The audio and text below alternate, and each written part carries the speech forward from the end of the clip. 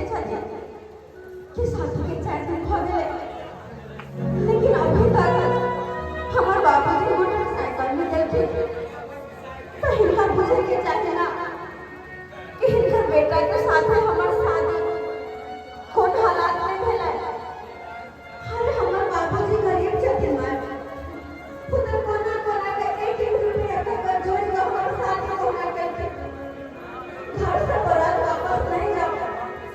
तो एक खातिर हमार बाबूजी झूठ बोले कि यहाँ के बेटा के मोटरसाइकिल दे दे।